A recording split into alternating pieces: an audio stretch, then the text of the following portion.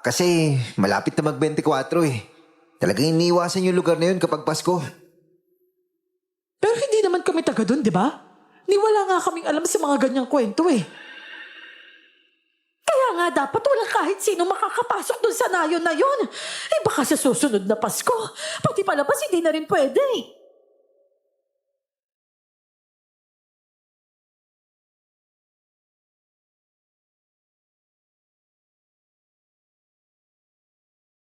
Mapagpalang araw para sa lahat ng mga nakaabang dyan sa bagong storya ngayon dito sa Miss Clar Horror Stories.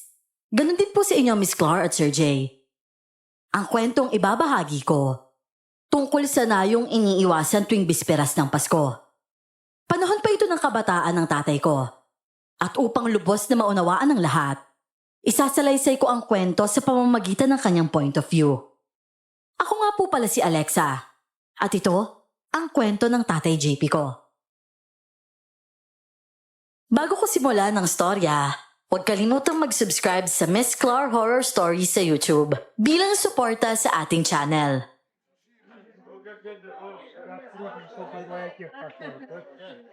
Uy, Bonbon, may kumuha ng pwesto dun sa kabila oh. Ano kaya yung tinda nila? Bigas din kaya? Parang hindi naman. Wala naman silang sako o lagayan ng bigas eh. Parang mga stante lang yung nakita kong binababa nila kanina. Ganon? O sige, titignan ko mamaya kung ano talaga meron dyan. Hoy! JP, Bonbon! May mga customer na. Ano pang ginagawa nyo dyang dalawa? Asikasuhin nyo na yung mga pumasok. Ay, sige po, Nay. Bon, tara na. Ikaw na bahala magtanong kung ano order nila ah. Oo, sige. Ako lang bahala dito.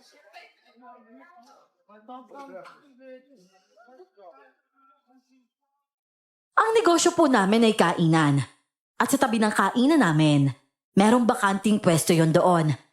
Dati kasing bigasan yon pero nakahanap raw ng mas malaking pwesto ang may-ari nun, kaya naging bakante na lang ito. Inabala na lang namin ang aming mga sarili sa pag-aasikaso ng mga customer namin sa karinderya. Daanan kasi ng mga sasakyan ang lugar na yon, gaya nga ng mga motor at tricycle. Madalas mga driver ng pampasaherong tricycle ang mga customer namin. 3 araw naman makalipas noon, tila buo na ang lagayan ng mga paninda sa loob. Mga bagong brand ng mga pagkain pala yon na sa tingin namin ay mga galing sa ibang bansa. Meron din dong mga frozen na pagkain. Abay, mga ibang produkto pala yung mga binibenta nila doon. Oo nga, Chong eh. Parang masarap nga. Bili tayo mamaya dun ah. Ako, Bonbon, wala pa nga tayong kita. Huwag kang ganyan. Sige na, kumilos na kayo. At ikaw naman, JP. Aba, kanina ka pa dyan sa ilong mo ah. Lumalaki na yung butas dyan, kakakalikot mo. Anong gagawin ko kung Makati, Nay? Makati nga dahil singhot ka ng singhot ng alikabo.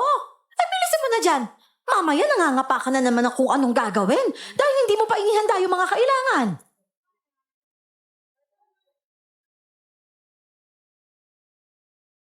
Balik trabaho naman kami. Habang sa kabilang tindahan, dinudumog na ng mga tao ang mga paninda nila. Tamang tingin lang kami doon dahil nakakahiya rin namang bumili. At kapag nalaman mo pa yung presyo, hindi pala swak sa budget. Kaya naman hindi na talaga kami nagtangka pa. Pero bigla akong nakakita ng batang nakatingin sa amin. Nakatayo lang siya sa labas ng karinderya namin at may hawak na isang supot ng isa sa paninda mula sa kabila.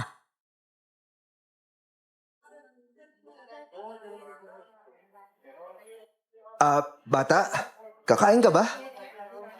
Nako hindi po. Gusto mo po ba? Ha? Pagkain mo yun eh. Marami naman po kami sa loob eh. Sa inyo yung tindahan? Opo, sa mama ko po yan. Anak ka pala na may-ari dyan. Sige na. Ibalik mo na yun sa loob kasi baka pagalitan ka pa ng mama mo eh. Sige na, bibilin na lang kami mamaya dyan.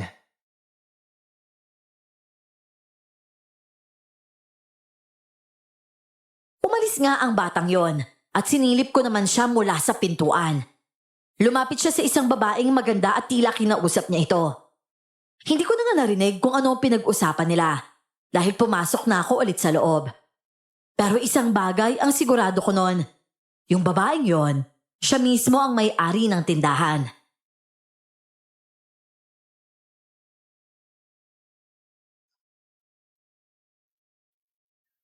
Arita, anong ulam niyo dyan ngayon? Oh, Manong Igoy, kayo po pala. Oo, bantay na naman ako sa bahay. Ganun po talaga kapag Pasko Ang dami talagang ganap. Hay naku, Igoy! Pumili ka na nga lang dyan. Pagsisilbihan ka naman itong mga alagad ko Oh, may bago na pala kayong kapitbahay, ano? Ay, oo! Kakabukas nga lang yan kanina. Sakto nga po sa Pasko Ang dami kaagad na nakaabang sa kanila. Baka mura kaya dinadagsa. At tamang-tama pa sa mga bata ang paninda nila, oh. Pero parang Chinese ba yung pangalan? Kyoto. Hindi ho siguro Chinese, Manong. Parang Japanese ho Ganun ba? Ewan, baka nga kung saan galing yung mga paninda nila. Basta. Bigyan nyo na ako ng may sabaw, kahit ano, basta may sabaw na. Sige po, Manong. Ako na pong kukuha.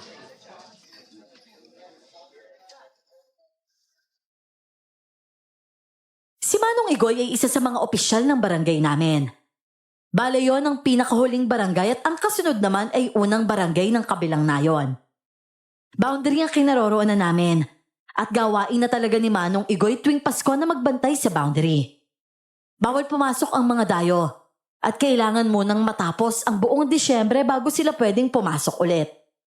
May kwento kasi na sa kabilang nayon daw, pinamumugaran ng mga hindi normal na nilalang. Mga tao rin naman sila, pero sinasabing sila raw ay mga aswang. Hindi naman lahat, dahil may mga kamag-anak din kami na nakatira banda roon. Yun nga lang, kapag buwan ng Disyembre, wala sila doon dahil nasa syudad sila kasama ang matatanda nilang magulang.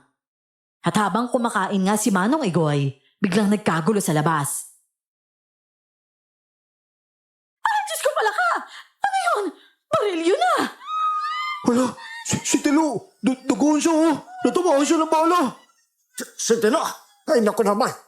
Ang sarap pa naman ng kain ko, May mga nakamotor. Hoy, pigilan nyo! Siya ata yung bumaril! Ako, JP, huwag na huwag kang lalabas! Ay! JP! Bonbon! Bumalik nga kayo dito! Bitawan niyo ako! Hawak ko na siya! Siya yung bumaril Nasa kamay niya yung baril, kunin nyo! Bitawan niyo ako, sabi! Diyos ka naman, JP! Umalis ka dyan! Hoy, akin na yung baril mo! Sige, hawakan niyo siya mga kasama! Bitawan niyo ako! Papatay ko yung lahat! Manahimik ka! Aray! Sino ka, ha? Saan ka pupunta? Naku, si Tilo. Kailangan natin siyang tuloy sa ospital. Bonbon, isakay niyo muna sa tricycle. Mabubuhay pa yun si Tilo. Pero sa ngayon, kailangan ko muna makuha yung baril na siraulong to. Pagawalan niyo ako! Hindi ka pwedeng tumakas. Papunta kami ng banyo. Huwag niyo sa pagawalan. Hoy, akin na yung baril mo! Eto na! Nakuha ko na yung baril! JB!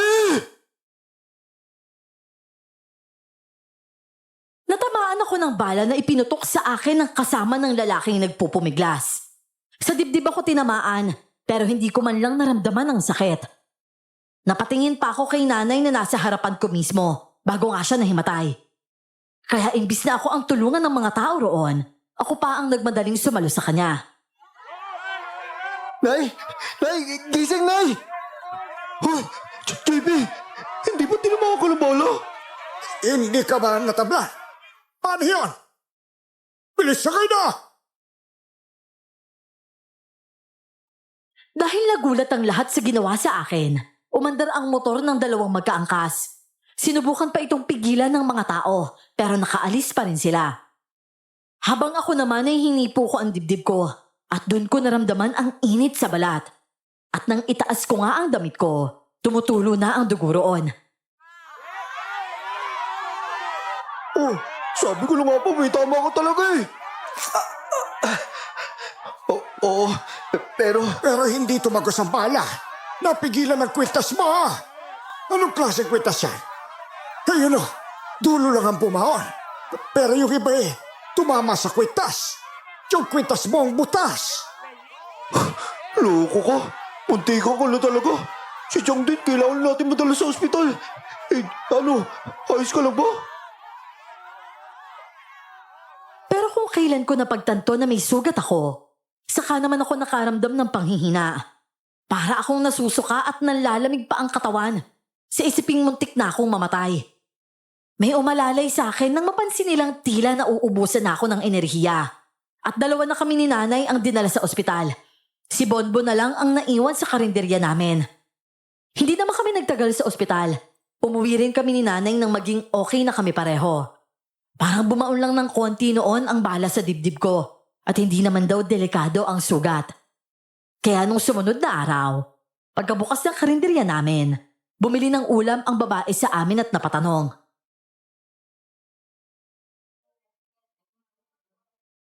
Mawalang galang na pero ikaw yung pangalawang binaril, di ba? Oo. Ako nga yun. Nakita mo rin pala? Oo eh. Takot na takot nga kami ng anak ko kasi baka tamaan kami ng ligaw na bala. Bakit ba kasi hinaharangan ng mga tao yung daan doon?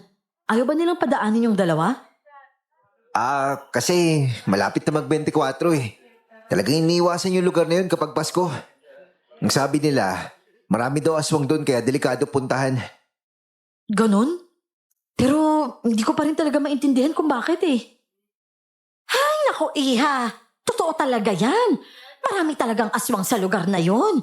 Kaya yung mga normal na nakatira doon, umaalis talaga tuwing Pasko. Tapos namamasko sa ibang bayan. Maliit na nayon lang yun pero napakadelikado. Yung ginawa namin sa 2 yon, aba, niligtas lang namin sila. Pero binaril pa nila yung anak ko. Buti na nga lang talaga may anting-anting na bigay pa to ng lolo niya. Hindi nga ako naniniwala dyan dati. Pero ayan, totoo naman pala. Ha? Anting-anting po? Eto po, ma'am. Ito yung sumalyo ng bala para hindi ako matamaan. Manipis lang yan pero kung wala to, sigurado butas na ako siguro. Talaga? Patingin nga ako. Hala, oo nga no. Ang nipis-nipis nito tapos napigilan niya talaga yung bala. Grabe ang swerte mo. Buhay mo na talaga yung kapalit nun kung wala yan. Kasi naman yan lumabas pa eh. Tapos nakipigil pa. Hindi man lang iniisip na may baril yung tao. Pero ano kaya nangyari sa 2, no? Dumiretso lang sila eh. Lahat ng dahil pumapasok doon kapag Pasko. Hindi na talaga nakakabalik. Grabe no. May ganyan pala dito. May iba nga pala ako. Ano palang order niyo, ma'am? Uy, ano ka ba? Huwag ka nang mag-ma'am. Kara na lang. Tsaka, parang gusto ko ng dinuguan. Meron ba kayo nun? Ay, naku, dinuguan lang pala. Meron. At masarap pa yan. Talaga po? Sige po. Isang order po sa akin. At saka 2 kanin na rin. Tika nga lang. Ikaw ba yung may-ari dyan sa tindahan nyo? Ay, naku, hindi po. Ako lang po yung nagbabantay niyan. Kasama ko po yung anak ko. Yung amo ko ho kasi, hapon. Kaya, yun, ganyan ho yung mga paninda namin. Sabi ko na nga ba hapon eh. Kyoto, di ba? Meron kaming free taste Pwede nyo subukan yun mamaya. Hapon kasi ang bilis maubos eh. Pero may parating na naman ulit. Sakto, pampasko yun. Ay, naku, oo nga.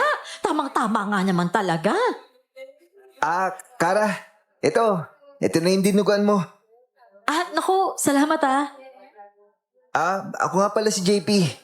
Kapon, kausap ko yung anak mo. Inaalok ako na isang supot nung ikyoto nyo. Pero pinabalik ko yun.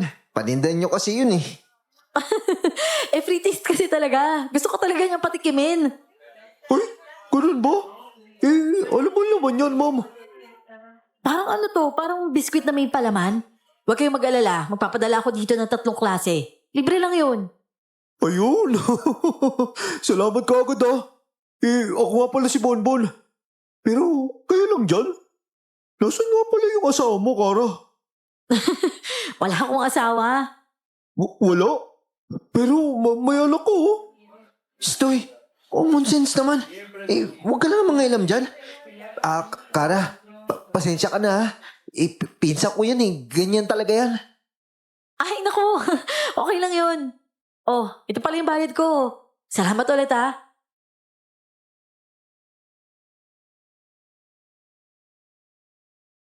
Pagkaalis naman niya ay maya-maya'y dumating ang anak niya sa karinderya namin.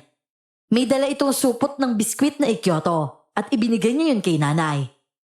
Cute talaga yung batang yon. Halatang iba ang lahi ng ama dahil pati kulay ng buhok niya. Iba rin talaga. Magalang din ang bata kaya halatang natutuwa si nanay sa kanya.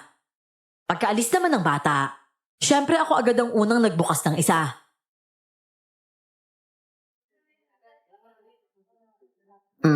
Tikman nga natin to. Ibig sabihin pala, galing talaga to sa ibang bansa. Siguro, iba kasi yung pangalan ng lagayan, no? Oh, susubukan ko na ah. Ang sarap nito na ya. Parang may lasang gatas sa loob, oh. Oo nga, ang sarap nito. Ako, para kayong mga bata. Akin na nga yung isa. Oh, pengi pa ako ng isa dyan mamaya na ya. Ano pa hingi? Tigi-isa tayo dito, no? Eh nay, iba kasi yung flavor niyan eh. Gusto ko matikman. O sige, eto. Bibigyan kita nitong akin. Tapos pengi ako nung sayo. Oo. Akin na rin itong isa. Hingi ako dyan, Chang, ha? Ano ba naman kayo? Huwag nga kayong mandaya kayong dalawa. Babatukan ko kayo isa-isa eh. 3 lang to, no? Tutulungan niyo pa akong ubusin niyo sa akin. Bibigyan nga kita, nay. Ito, oh. Iba kasi talaga yung flavor mo eh. Sige na, nay. Buksan mo na, oh. Ako hindi. Mamaya ko na to kakainin, ano? Nako, Chang. Nanakawin namin yan mamaya. Abay, subukan niya lang. Napakadamot talaga nito ni nanay. Sige na nga, nay. Manahimik ka nga dyan, JP.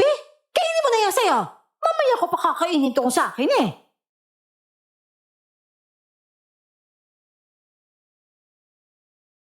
Minsan ganun talaga kaming tatlo. Kami na lang din naman kasi talaga ang magkakasama. Sa amin kasi laging namamalagi si Bonbon. At tungkol naman sa tatay ko, lumaki akong hindi ko siya kilala. Kung wala si Bonbon, kami lang talagang dalawa ni nanay sa buhay. Yung lolo at lola ko naman, nasa poder ng mga magulang din ni Bonbon. At binibisita lang namin sila paminsan-minsan. 3 araw naman makalipas noon. Bisperas na nga ng Pasko. Disyembre 24 na. At may bago na namang paninda si Nakara. At noong panahong yon, mas pinaigting pa ang pagbabantay ng mga manunugis.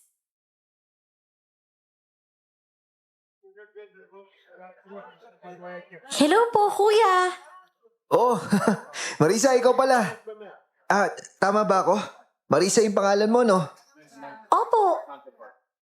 Sabi po ni Mama, kung gusto niyo daw po ba ng ham? Ham? Opo, yung pampasko po. Yung malaki, yung bilog. Hindi ko alam kay nanay eh. Teka, tatanungin ko muna ha. Nay, bibili ba tayo ng hamon? Hamon? Hindi ka naman kumakain nun ah. Bakit naman tayo bibili?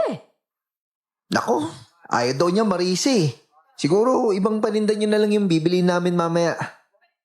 Sige po kuya, sasabihin ko na lang po kay Mama. Magsasara na po ba kayo? Oo, malapit na.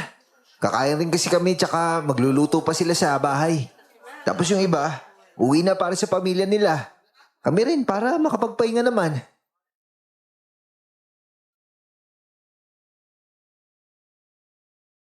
Dagsana naman ang mga tao sa tindahan nila. Nang pumunta nga kami roon para bumili ng iba pa nilang paninda, nalaman namin na kaya pala pinapapunta niya ang anak niya sa amin ay para raw makapagpa-reserve man lang. Kasi nga daw mabenta ang hamon nila. Pero hindi na rin kami bumili dahil hindi naman talaga ako kumakain nun. Pagkatapos naming mamili sa kanila, dumiretso kami agad sa bayan para bumili pa ng iba naming kailangan. Lalo na para sa mga lulutuin namin sa Pasko. At kinagabihan naman sa bahay. Maayos sana ang Pasko namin, pero biglang may kaguluhan sa lugar namin. May mga taong nagsisigawan dahil may nilalang daw na nang aatake. Ay, naku Diyos ko! Ano na naman ba yun? Naku, Chang, may asong daw na nakalusot dito galing sa kabilang nayon. Nakikipaglaban kila Manong Ikoy sa labas, oh. Tingnan nyo, nagsisilabasan yung mga tao, oh. Sumabay pa talaga tong mga putukan na to. Aba, binabato nila ng paputok yung asong, oh. Dito po, Chang, sa may bintana. Tingnan nyo. Mabilis nga akong lumapit sa bintana at si nanay naman ay sa kabila. Hindi lahat ng parte ng daan na yon ay natatamaan ng ilaw. Pero nakikita ko ang ibang pangyayari sa bawat liwanag na nililikha ng mga paputok. Isang tao yon na parabang nag-iba na ang itsura. Hindi na siya maintindihan at ang kilos niya ay parang hayop na. Imbes na normal na lakad, ginagamit niya pati mga kamay niya na parang paa. Ang paraan pa nga ng pagtalo niya para umatake, parang mapangis na aso. May mga tao siyang nasasaktan pero bawat isa ay lumalaban. Kaya sa wakas, matapos ang pahirapang habulan at paghawak para mahuli siya, nagtagumpay rin sila. At dahil palaban pa rin ito, pinatay siya ng mga tao at agad din sinunog. Grabe, maabot hanggang dito yung amoy ng nasusunog na laman niya. Wala na akong gana kumain nito. Kaya nga eh, maya-maya na lang tayo kumain. Nay, ang baho po talaga eh. Ay naku Diyos ko, oo nga. Wala rin akong gana eh. Kinabukasan ay araw na ng Pasko. Pero imbis na masaya, mas naging usapan pa rin ang nangyari ng gabi. Hindi pa kami nagbukas ng karinderya noon dahil gusto muna naming namnamin ng konti ang Pasko. At dahil nga walang trabaho, napagala naman ako. Pinuntahan ko ang mga bahay ng mga kakilala ko. At syempre nakakain din ako doon. Marami kasi akong barkada sa lugar. Nakakatanggap din ako ng regalo at nakapagbigay rin ako sa kanila.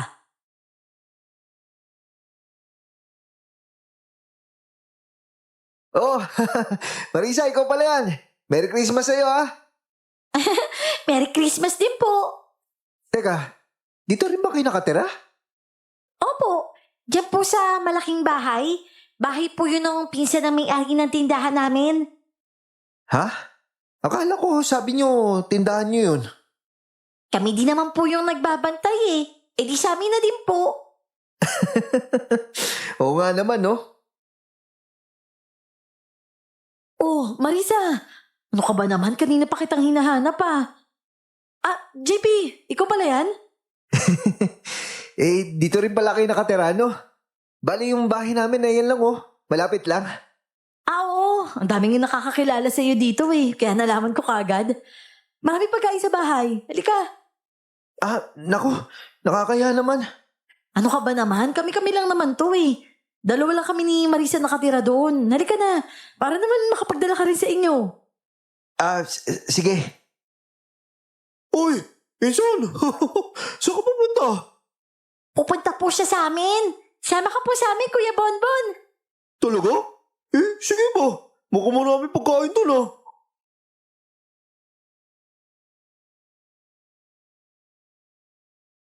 Nang pumunta kami sa kanila ay marami nga silang nilutong pagkain. Puro prutas at pasta ang handa nila. May inihaw din sila. At nang tumikim ako ay talagang mahirap kalimutan ang lasa.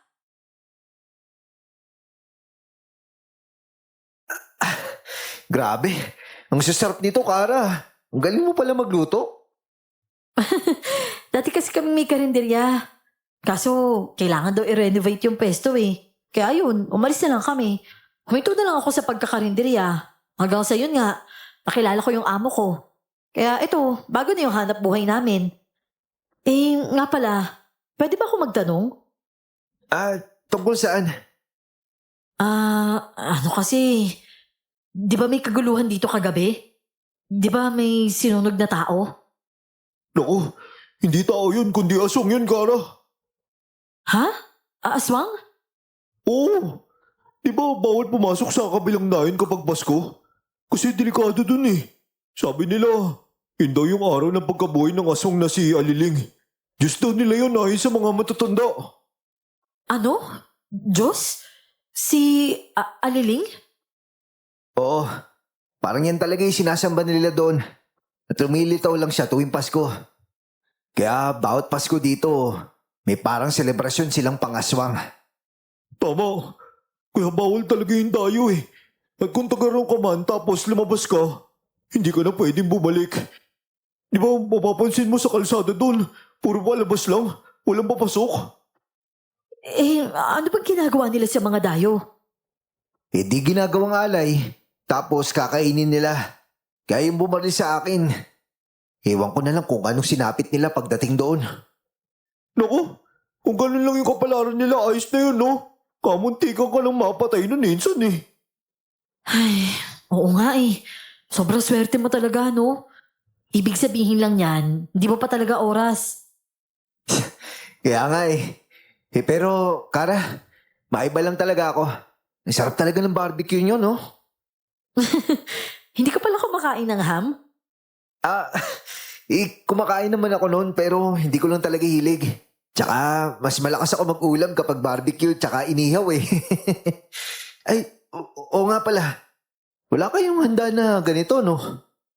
Ay, oo. Nakalimutan kong magtabi. Nung naalala ko, ubos na pala. Naku, sayang naman. Eh di sa New Year na lang siguro. Kuya, ito po. Masarap po yan. Ako po yung gumawa niyan. Oh, sige. Aba, prutas na may gatas ah. Sige ah, patingin mo ako.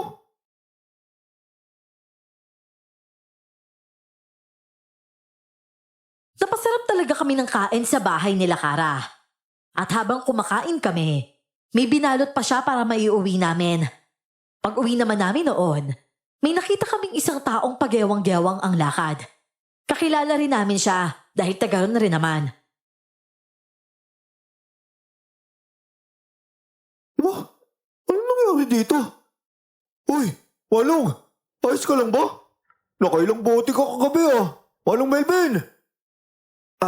Bonbon, ba't ganun yung mata niya?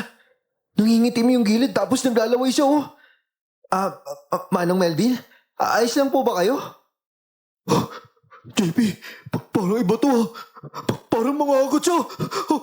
Mga agat siya! Insan! Manong, teka lang! Teka lang, Manong! JP, takbo na, bilis! Tulong! Mga kapitbahay, si Manong Melvin! Tulong! Parang nagigikas yung ulang! Tulong! Humabol pa sa amin na parang zombie ang taong yon. Ang bilis ng takbo niya kaya nang tatalunan niya kami. Nakaiwas agad kami ni Bonbon. Hindi kasi namin alam kung ano ang dapat gawin sa kanya kaya tumakbo na lang muna kami. At isa pa, wala ring pumapasok sa kokote namin noon kung ano ang posibleng dahilan kung bakit siya naging ganon. Mabuti na nga lang, nakita kami ni Manong Igoy at siya na ang sumalubong sa tao. Anong nangyari dito? Ba't ka natutong si Melvin? Hindi po namin alam, Manong. Nakita lang namin siya tapos bigla niya kami hinabol eh. Para kaming kakagatin. Mano, yung mata niya parang hindi natulog na 1 linggo. Tapos naglalaway pa siya. Kumukulo ang langis ko. Aswang yan! Pero si Manong Melvin yun, Manong eh. Paano naman nag-iaswang yun? Hindi naman siya aswang dati ah. Nayanggaw siya. Malamang dahil doon sa aswang na nakarating dito kagabi. Baka nakapangyanggaw yun sa mga bahay-bahay. Pagkatawag na lang ng mga kasama ko, asikasuhin namin ito. Sige ho. Insan, tara na. Iniwan na nga namin si Manong Igoy kay Manong Melvin. Alam namin kaya niya itong pigilan. Tinawag na lang namin ang mga kasama niya at agad naman silang pumunta roon. Bumalik pa nga kami para manood. Inakala naming sasaktan nila ito pero hindi pala. Ginapos lang nila siya at dinala sa barangay hall. At doon na dumating ang pamilya niya.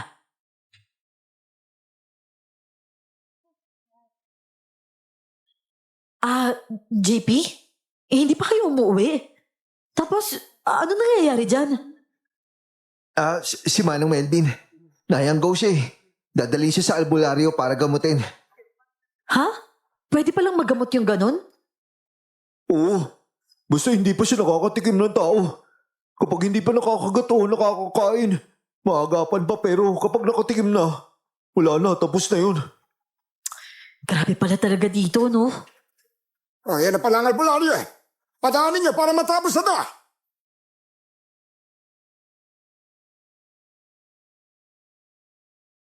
Nagsitabi naman ang mga tao doon at dumaan ang matandang lalaki na albularyo sa lugar namin.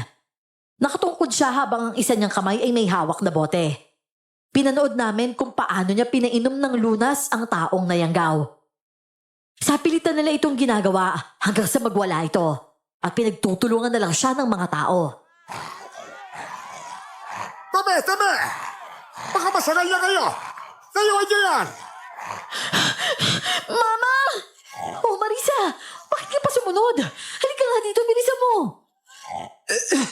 Tara, doon tayo. Malakas siya ngayon. Nagwawala.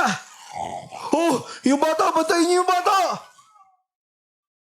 Hinihila na ni Kara si Marisa, pero hinila pa rin ito ni Bonbon dahil muntik na siyang maabot ni Mang Melvin na nagwawala. Dinala namin sila sa gilid ng plaza, malayo sa kaganapan, at doon na lang kami nanood. Nang tuluyan na nilang mahuli ito at pinipigilan na ng maraming tao. Nagsimula na itong magsuka. Tuloy-tuloy ang paglabas ng itim na likido mula sa bibig niya at nagkalat yon sa semento sahig ng plaza. Siguro mga 2 minuto siyang nagsusuka hanggang sa may nailuwa siyang bilog at doon na rin siya lumupaypay. Ayan na, lumabas na. Hala, yung bilog? Yan pala yung dahilan kung bakit siya nagkakaganyan? Tara, pwede na siguro lumapit. Grabe. Parang buhay pa oh. Grabe, kadiri naman na may ganyan sa loob ng katawan ng tao. Laway ito ng nakain niya. Nabubuo agad yung bilog na ganyan sa katawan pag nalipasan ng oras. Pero delikado pa rin to. Malaki ang posibilidad na makahanap pa to ng susunod na babahayan. Po, ano na pong gagawin niyo dyan? Ilalagay sa bote na may holy water. Tulad nito, mas agresibo ang bagong nayanggaw. Kaya mag-iingat kayo. Pag may nakita kayong ganyang tao ulit, huwag niyong lalapitan. Tawagin niyo kami agad. Nakaligtas si Manong Melvin sa yanggaw na yon. Dinala agad siya sa kanila para maalagaan ng albularyo. Kami naman noon, umuwi para ibigay kay nanay ang mga pagkain na galing kina Kara. Naikwento rin namin sa kanya ang mga nangyari sa labas. At ayon sa kanya, nabalitaan niya raw pero hindi siya lumabas dahil natakot.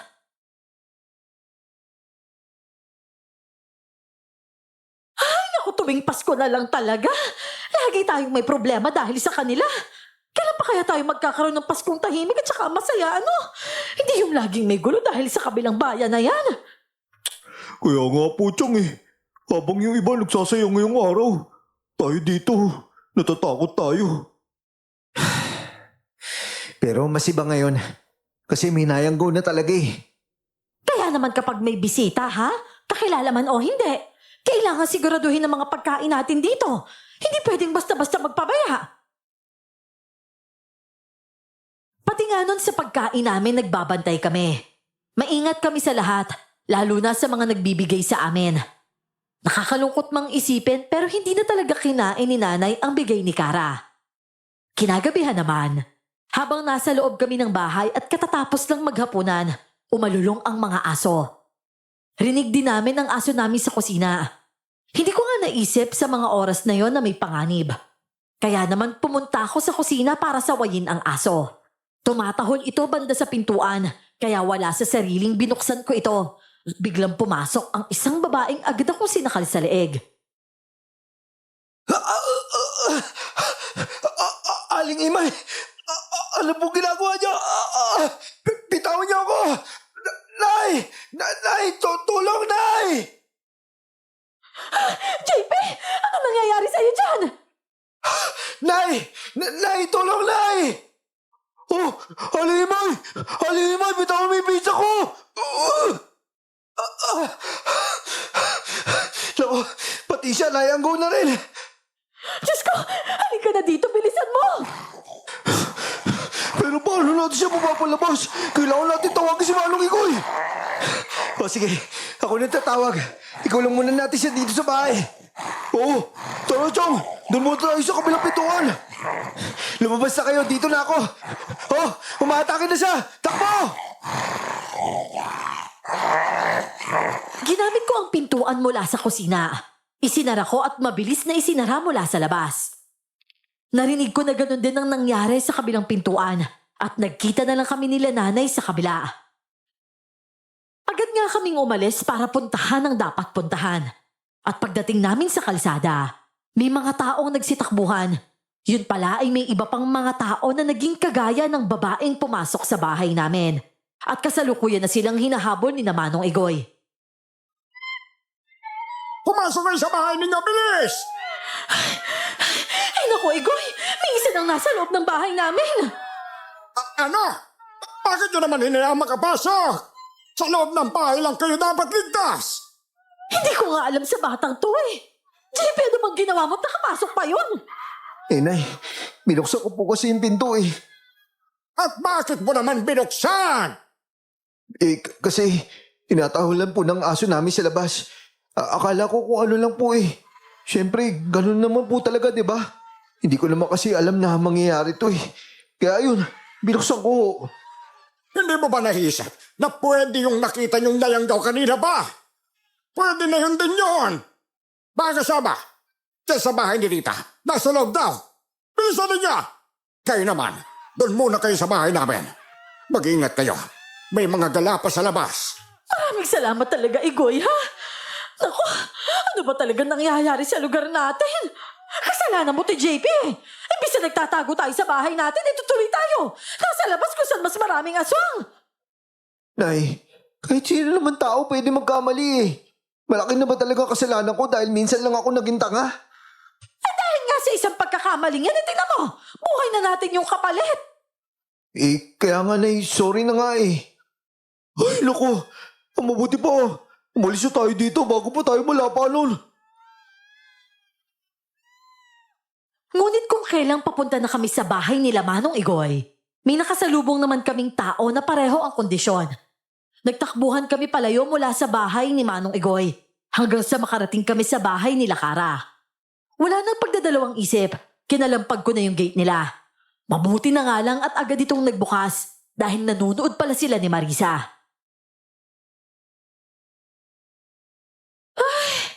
Ay nako, maraming salamat naman at ligtas na tayo kahit sandali lang. Ano po yun? Ano yung nangyayari sa labas? Naku, wala na. Lumami na sila. Hindi na tayo pwedeng lumabas ngayon. Ha? Ano sinasabi mong dumadami na? Oo, kailangan natin mag-ingat ng sobra. Madami nang nayanggaw. At ang sabi nila yung aswang na nakapasok dito. Baka yun daw yung nanghawa sa iba. Yung problema, hindi natin alam kung ilan yung nahawaan niya. Kailangan silang lahat maagapan agad-agad. Naku, Diyos ko. Nakakatakot naman po pala kung ganun. Kaya nga dapat walang kahit sino makakapasok dun sa nayon na yun. Baka sa susunod na Pasko, pati palabas hindi na rin pwede. Diyos ko, ang hirap naman talaga nila kontrolin. Paano na yan? Baka lalo pa silang dumami. Kaya ba nilang lutasin to? At saka, bakit wala man lang pulis na nagre-responde dito? Marami naman kasi pulis eh. Yun nga lang, hindi sila naniniwala sa ganito. Pero may iba rin naman tumutulong eh. Ang problema lang, hindi nila may pasa sa taas yung report kasi hindi ka panipaniwala yung papel eh. Kahit ayaw nilang maniwala sa aswang, yung nangyayari ngayon, kailangan talaga nilang magpakita. Yun na nga eh. Kahit hindi nila paniwalaan, yung kakayahan nila. Yun yung makakatulong dito. Hindi yung opinion nila. Ang tanong, sino tatawag sa kanila? Kasi tayo lang yung may utak na gumawa nun eh. Oh, ano? Pulis yan, di ba? Sila na yan, no? Ay, salamat. Oo, may nagtawag na nga. Salamat naman kung ganun.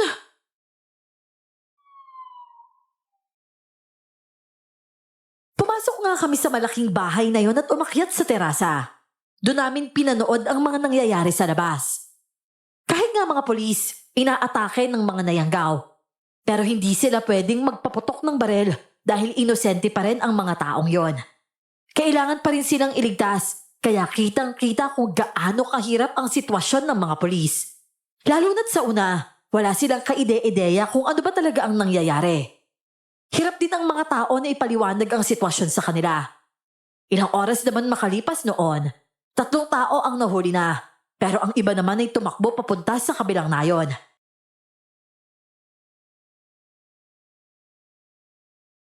Naku naman, nagdagdag lang pala sila ng kauri nila. Kaya siguro may nayanggaw dito para dumami sila pagbalik doon. Pero kung ginagawa nila to sa mga tao dito, paano naman yung mga taga ron? Aswang na ba silang lahat? Hindi ko rin alam eh. Si Igoy lang talaga ang may alam sa mga ganyan. Ang sabi kasi ng iba, yung mga tao doon, hindi naman daw lahat aswang. Sa pagkakaalam ko, Chang, may mga pangontra kasi sila eh.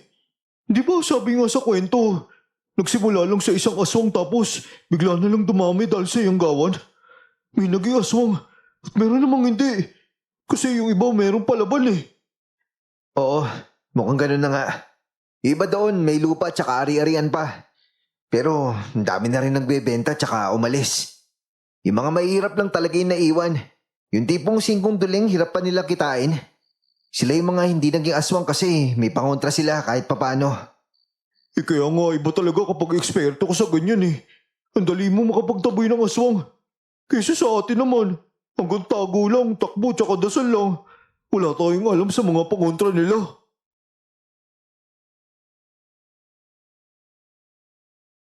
Umuwi lang kami noon nang tila humupa na ang pag-atake.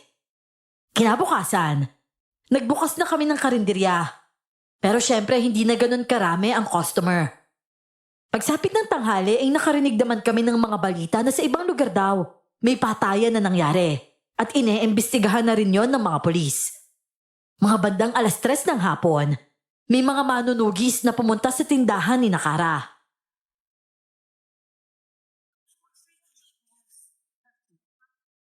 Oh, ano nangyari dyan? Bakit naman nandyan sila kay Nakara? Hindi ko rin alam, Nay. O siya, sige, dyan lang kayo, ha? At titignan ko muna.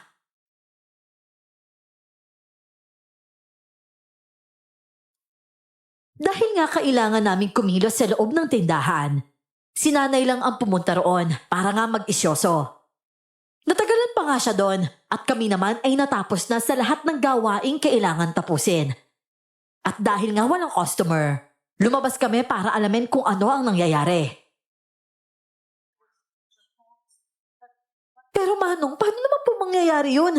Wala po talaga akong alam sa lugar na yun. At saka ito po, bago lang kami dito eh. Kahit nga yung mga paninda namin galing po to sa ibang bansa. Oo nga naman, Igoy. Wala naman siyang alam kung anong meron sa kabilang nayon. Hindi ko naman sinabing kayo agad na may kinalaman. Ang sinasabi ko lang lahat ng nayanggaw. May hamon na handa sa bahay nila. Gusto ko lang namang malaman kung saan ba talaga nanggaling ito eh. Kasi pati sa ibang lugar may nayanggaw na rin. May sabi ng ilan, dahil daw sa hamon. Pero Manong, hindi ko po talaga alam yan. Dahil sa hamon? May nayanggaw dahil sa hamon? Ibig sabihin, posibleng aswang yung amo ni Kara? Gusto ko lang makausap ang amo mo, ha? Tawagan mo na lang. Kasi itong nangyayari, hindi na talaga biro. At saka wala ka bang natirang hamon, kahit konti man lang. Wala ba sa bahay ninyo? Wala na po talaga eh. Nakalimutan ko po kasing magtabi. Kayo Rita, magkatabi bahay ninyo. Bumili ba kayo ng hamon? Ay, naku, hindi. Hindi naman mahilig sa hamon itong dalawang kasama ko eh. Ay, ganito kasi yun. Hindi naman kita inaakusahan, Kara, ha? Sana wag mong isipin na ganon. Ang weird lang kasi na wala kayong hamon. Hindi rin bumili ang kapitbahay ninyo. Pero doon sa mga bahay na bumili, may isa sa pamilya nila na, alam mo na. Kaya nakapagtataka talaga kung bakit sa inyo wala man lang hamon. Sandali lang po. Tatawagan ko pa muna yung amo ko. Sige. Maraming salamat, ha?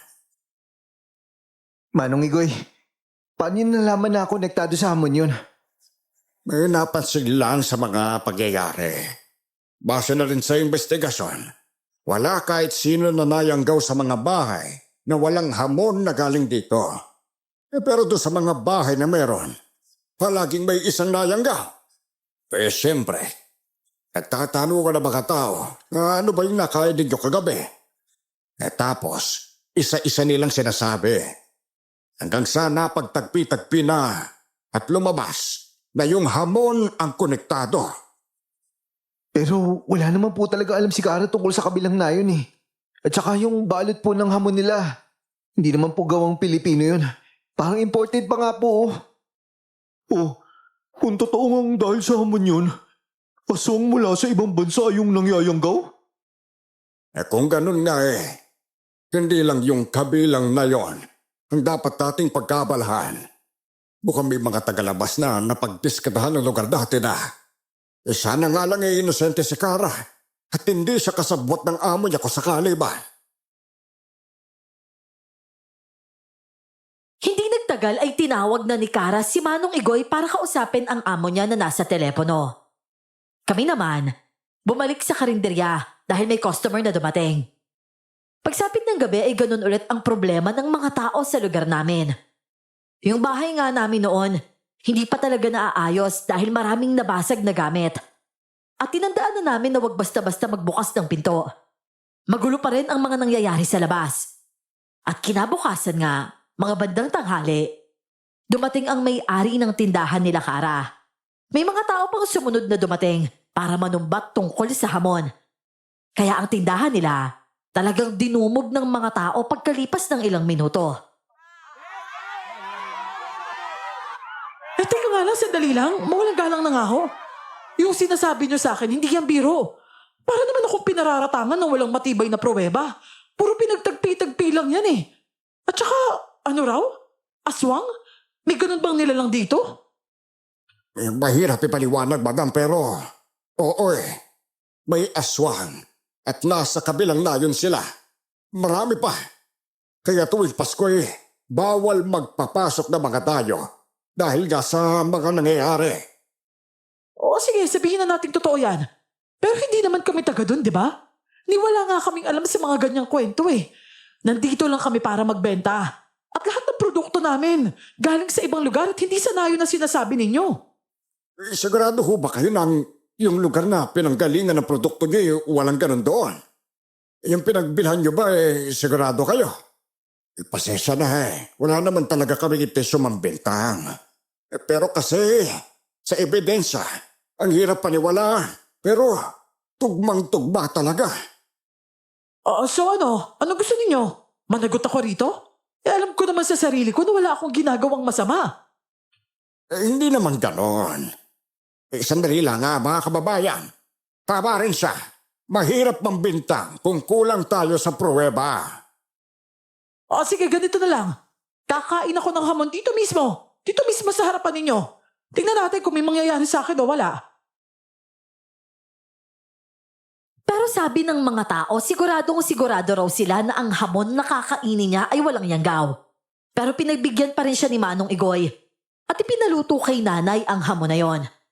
Hindi pa umaalis ang mga tao dahil gusto talaga nilang makita na kakainin ni Ma'am Greta ang hamon.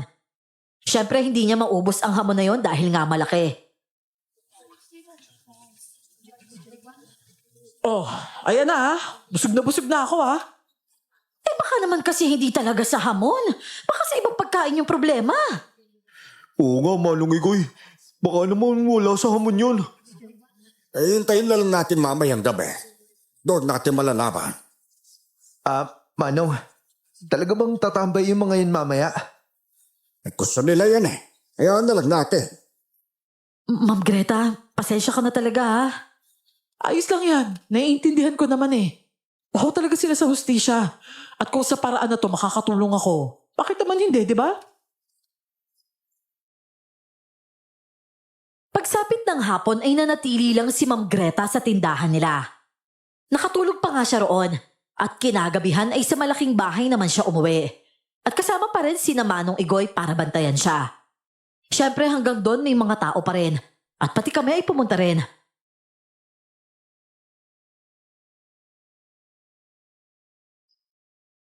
Manong Igoy, parang wala naman nangyayari Mukhang ayos naman siya. Sana nga. Sana magkamali lang talaga tayo. Mama! Marisa? Mama! Mama, tulong! Oh, si Marisa! siya ni Madam! Nagsitakbuhan kami para kunin ang bata.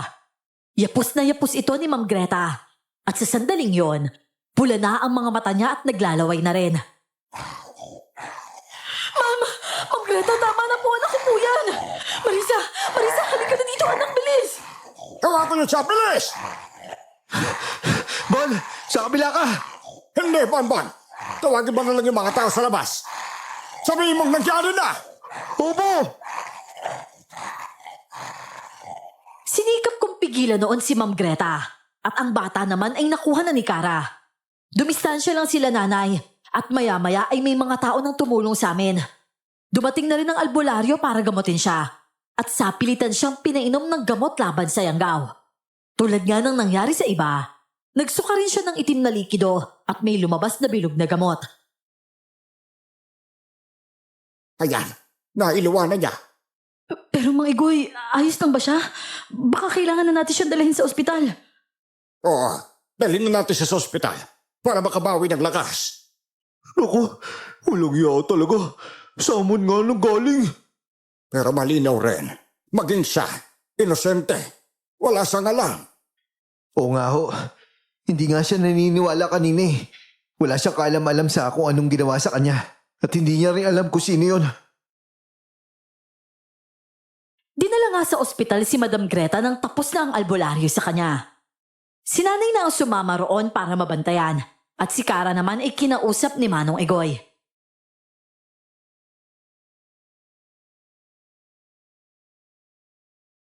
May ideya ka ba kung saan niya binili yung mga hamon na yon? Wala po Manong eh. Pinadala lang po niya yun dito sa tindahan. Tapos hindi ko rin naman po alam kung saan yun nanggaling.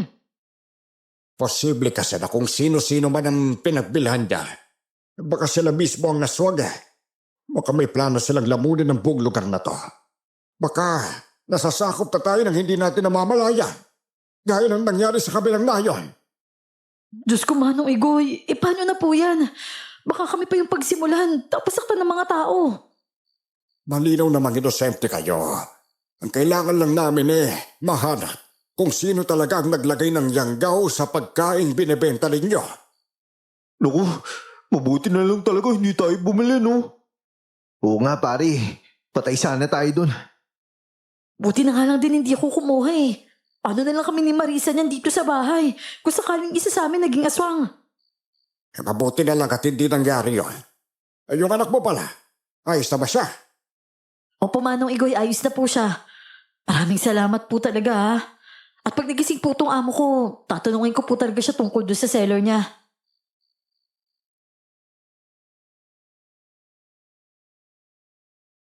Talagang yun ang inabangan ng mga tao. Pag uwi naman ni nanay sa bahay, sabi niya hindi pa raw nagigising si Ma'am Greta. Naawa pa nga raw siya dahil pati ito naging biktima. Kinabukasan pa siya nakausap at hindi rin nagbukas ng tindahan si Kara. May mga taong pumunta at katok ng katok sa tindahan nila kahit naman halatang sarado. Ay naku, pasensya na po ha. Sarado kasi sila dyan eh. Nasa ospital kasi yung may-ari. Baka pwedeng bukas na lang kayo bumalik. Chong, parang manunugod na yung mga yan ah. Kita sa mukha nila na galit oh. Sana lang hindi sila padalos-dalos. Kahit naman yung ginang na yun, inosente rin naman. Hindi rin natin sila masisi na eh. Lalo na kung mahal nila sa buhay yung nayanggaw. Oo nga eh. At saka kawawa rin sila Kara kung sila'y mapagbubuntungan.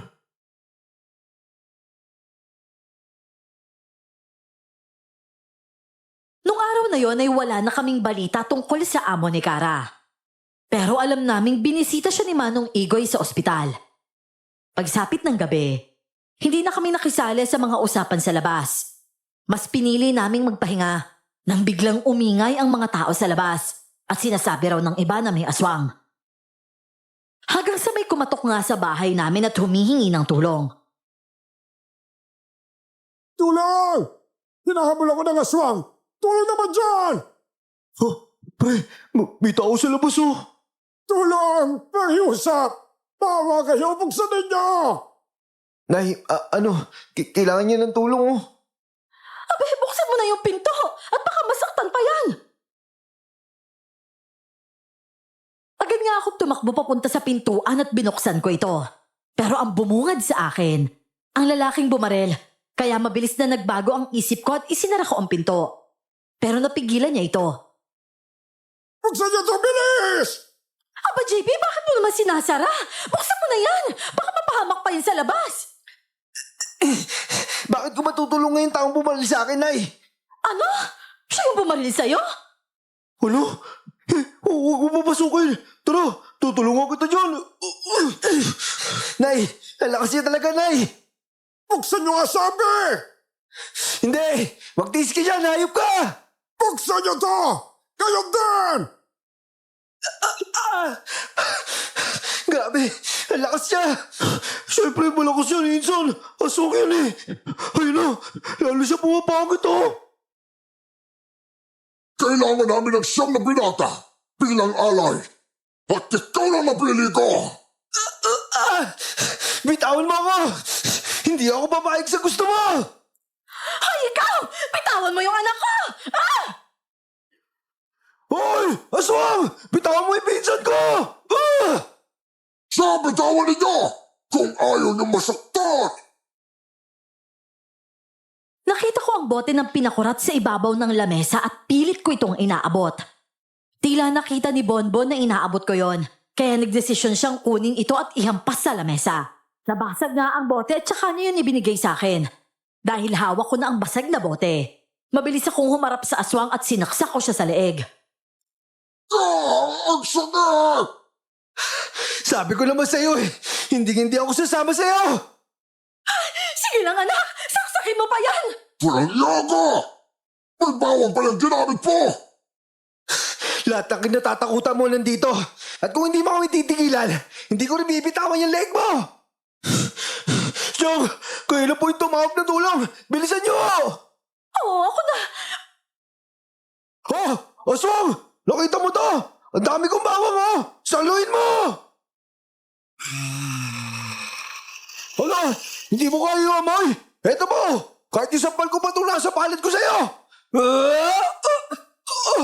Yung kamay ko! Bitawan mo! Halika rito! Hoy! Hindi siya sasama sa'yo!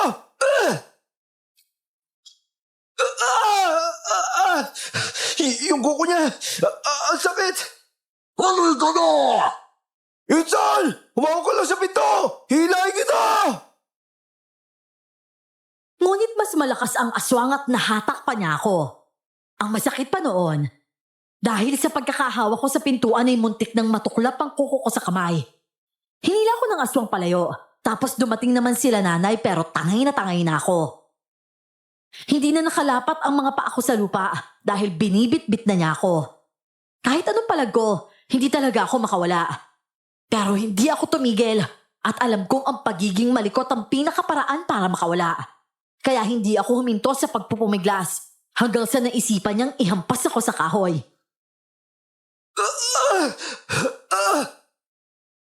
JP! Bitawan mo yung anak kong aswang ka! Insan! Lumaban ka! Huwag ka magpapatalo dyan! Ay! Ibaba mo siya! JB! Pumalag ka hanggat kaya mo! Nay, ang sakit na ng buong katawan ko, Nay. Pakiramdam ko nga noon bali-bali ang buto ko sa likod at basag ang bungo ko. Siyempre hinampas niya ako sa kahoy na parang walis lang at tumama ang likod at ulo ko. Halos hindi na rin ako makahinga at sa sobrang pagkahilo ay para akong masusuka. Naduwal pa nga ako pero puro malansang dugo ang nalalasahan ko sa bibig ko. Dahil hindi ko na kinaya ang sobrang sakit, nawalan ako ng malay pero nagkaroon ulit ako ng ulirat ng ilapag na niya ako.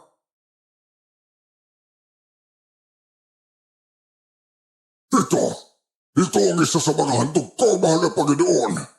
Sigurado akong bata pa to at walang karamasan. Mahusay! Naaamoy ko sa dugo niya ang pagiging presko. May 6 ka na. Kailangan ko pa ng 3. Oo, Panginoon. Kukuha pa ako. 3 pa. At dadalhin ko sila sa inyo. Umalis ang lalaking aswang na yon at ako na may nanatiling nakahiga sa posisyon ko. Wala na akong kalakas-lakas at tanging ulirat ko lang ang ginagamit ko. Pero nang maramdaman ko ang paligid, kahit sobrang sakit ng katawan ko ay para akong nasa ugat ng isang malaking punong kahoy. At ang nakakakilabot pa, gumalaw ang mga ugat nito at iginapos ako. Nalalapit na ang panahon na magkakaroon ako ng katawang tao. At kapag nangyari yon, makakaalis na ako sa punong to at makakabalik din ko kailan ko gusto magpahinga. Kailangan ko kayo mga birhing lalaki at para makamit ko ang kalayaang yon. Ang baho niyong anim, hindi na ako makapaghintay na tikman at kainin ang mga lamang loob niyo. Pakiramdam ko talaga noon wala na akong pag-asa. Pinagbigyan ko ang sarili kong maging mahina. Pinagbigyan ko ang sarili kong umiyak. Pero hanggang doon lang yon. Dahil kahit ganun katindi ang takot, hindi ko kayang hayaan ang sarili kong mawala ng pag-asa. Habang nasa ganung kahirapan ako, alam kong kailangan kong mag-ipon ng lakas. Kaya umidlip muna ako dahil yun lang ang naisip kong paraan para makakuha ng dagdag na lakas. Pagkagising ko, narinig kong may mga taong nakikipag-usap sa punong yon. Kaya pala sila sumusugod sa lugar namin para kumuha ng mga taong magiging dagdag sa alay. Nagagalit pa ang punong yon dahil wala daw dalang nahuli ang mga inutusan niya. At sa sobrang galit, para itong may galamay na basta nalang pumapatay. Isa-isa niyang pinatumba ang mga taong yon. Mga taong halatang bagong yanggaw rin. Mawawala ka ng silbi! Hindi naman mahirap ang huli ng tawa! Bakit hindi niyo pa magawa? Hoy! Ikaw lalaki! Alam kong gising ka! Ano bang kailangan mo? Kailangan ko ng dagdag na alay. Bibigyan kita ng tsansa para mabuhay. Gagawin kita aswang at kukuha ka ng mga tao. Doon, mula sa unang barangay sa kasunod na nayon. At sino iniisaan mo? Binibigyan kita ng oportunidad. At kung gusto mong mabuhay, gagawin kita ng aswang at susunod ka sa lahat ng gusto ko. At sino naman tanga yung tatanggap ng ganyang kondisyon? Mas pipiliin ko na lang mamatay kaysa maging alagad mo! Gusto ko lang magkaroon ng kakayang makali sa puno to. Gusto ko lang maging katulad yung malaya. Nakakalakad kung saan-saan. Oh, kung di ka pala nakalis dyan, bakit alam mo yung tungkol sa barangay? Huwag mo nga akong ginagawang tangang halimaw ka! Dahil sinabi sa akin ng isa sa mga alagad ko. Bayan, yun ang kasunod ng aming ngayon. At maraming barangay ang sakop nun. Oh, wala ka palang alam eh. Hindi man lang nila naisip na lokohin ka. Dahil sa akin sila kumukuha ng lakas at kapangyarihan. Ako ang nagbibigay nun. At kapag niloko nila ako, wala silang matatanggap na gantimpala. Kailangan nila akong pagsilbihan ng tapat. Kaya ikaw, tinatanong kita, gusto mo bang mabuhay? Kung aalipinin mo lang din ako, wag na. Pero kapag nakalaya ako rito, papalayain din kita.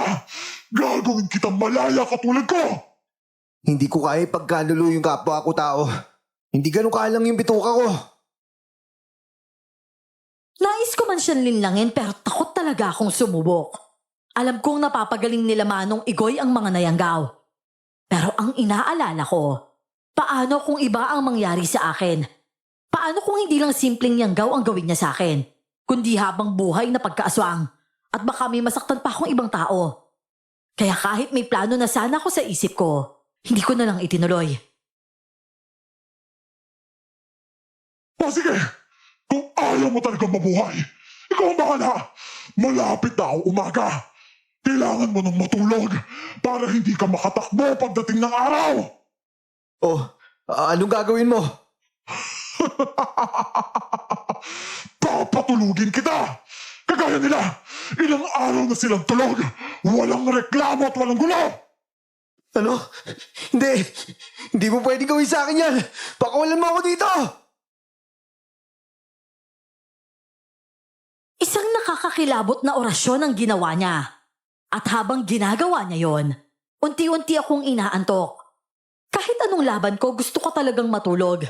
Tila ganun din ang ginawa niya sa mga lalaking kasama ko. na nakahiga nga sa paanan ng punong yon. Hanggang sa unti-unti na akong nilamon ng dilim. Pagkatapos noon, nagising ako at maliwanag na. Yung puno parang normal lang ulit at walang katao-tao sa lugar maliban sa amin na mga tulog. Dahil may mga ugat na nakabalot sa katawan ko. Dahan-dahan ko yung inalis at sinikap na makatayo kahit sobrang sakit ng katawan ko. Pati ulo ko napakasakit at natuyuan pa nga yun ng dugo. Pero kahit papano, nagawa kong makawala. Saka ko sinubukang gisingin ang iba pang biktimang natutulog rin. Uy, pre. Gising, mga pre. Grabe. Sakit ng ulo ko. Uy, gising na. Alis ba tayo dito? Uy, gumising naman kayo. Ano ba to? Hindi ko kayang buhatin lahat eh. Naku, mukha ako lang pwedeng umalis ngayon ha. Mga pare, babalik ako ha. Ililigtas ko kayo, pangako yan. Ang hirap maglakad ha. Teka, kailangan ko ng tukod. Daing ako ng daing noon habang naghahanap ng patpat. May nakita kong isa at yon ang pinagtyagaan kong gamitin para makaalalay makalabas lang ng kagubatan. Hanggang sa nakalabas nga ako at nakita ako ng isang binatilyong nakabisikleta. Tila naintindihan niya agad ang sitwasyon ko kaya ibinigay niya sa akin ang bisikleta. Mukha namang hindi siya aswang pero sandamakmak ang pulsera sa kamay niya. Para bang pamproteksyon.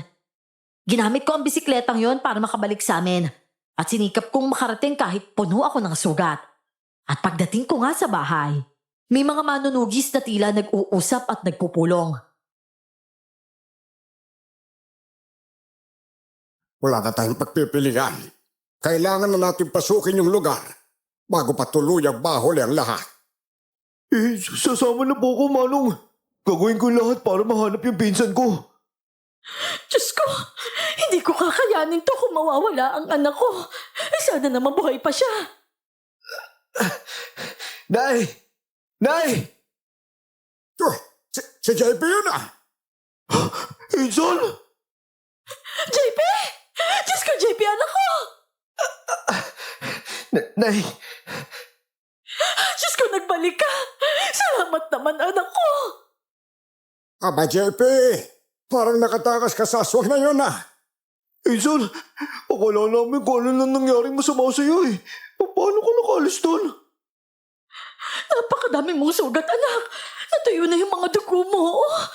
Halika, at gagamutin muna kita.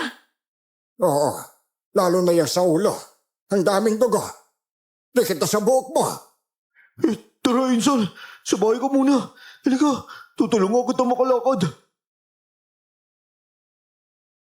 Doon ko lang mas naramdaman ang matinding pananakit ng buong katawan. Lalo na nang mahiga ako sa higaan at gamutin ni nanay ang mga sugat ko. Ramdam ko talaga ang pakiramdam na parang hindi na ako makabangon. Pero ayaw ko pa rin magsayang ng pagkakataon. Kaya habang ginagamot ako ni nanay, kinuwento ko na rin kina Manong Igoy ang lahat ng natuklasan ko.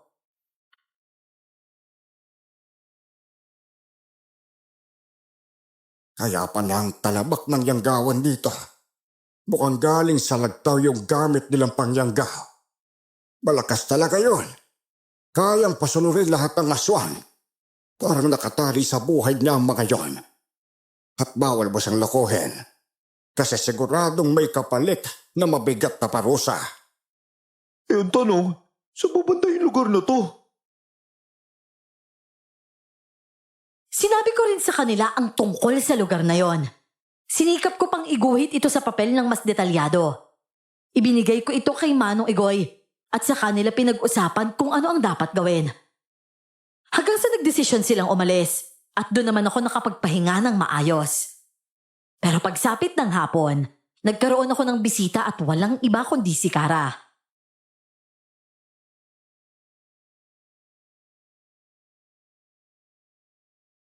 JP?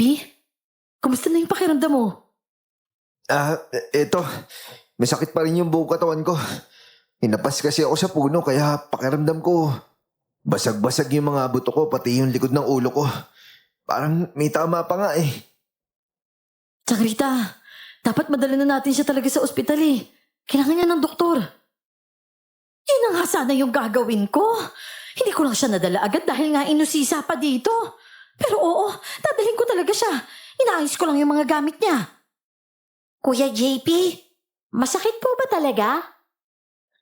Oo. Ang sakit pa rin talaga, Marisa. O sige, kakausapin ko si Madam Greta. Hihiramin ko yung sasakyan niya. Ay, naku, wag na Kara. Kahit mag-tricycle na lang kami. Wag ka na mag-abala. Hindi po, Chang. Ayos lang po. Alam ko din naman gusto rin niyang tumulong eh. Maghintay lang po kayo dito, ha? Babalik kami agad.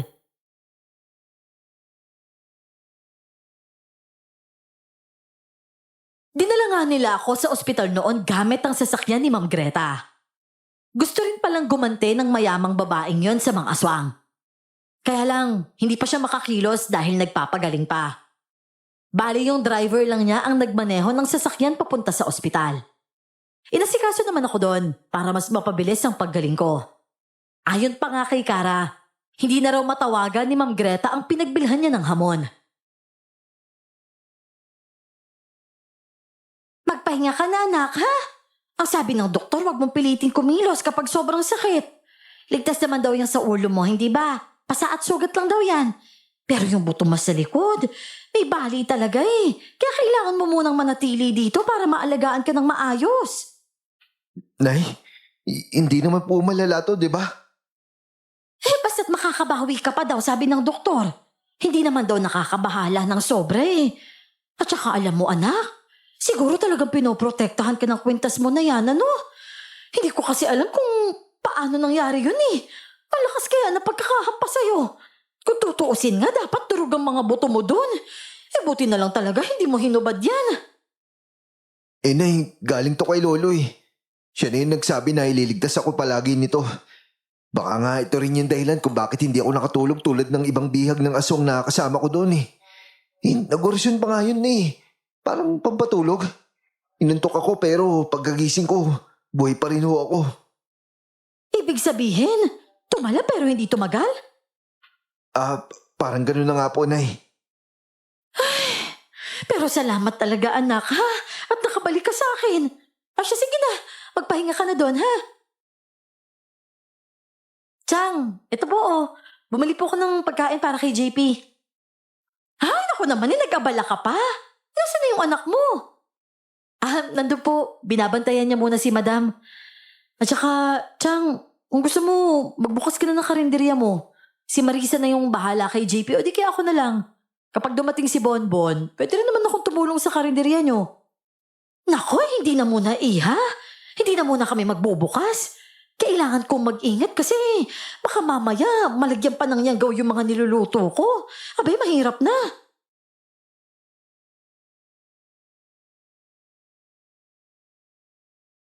May punto rin si nanay kaya talagang hindi siya nagbukas ng karinderya.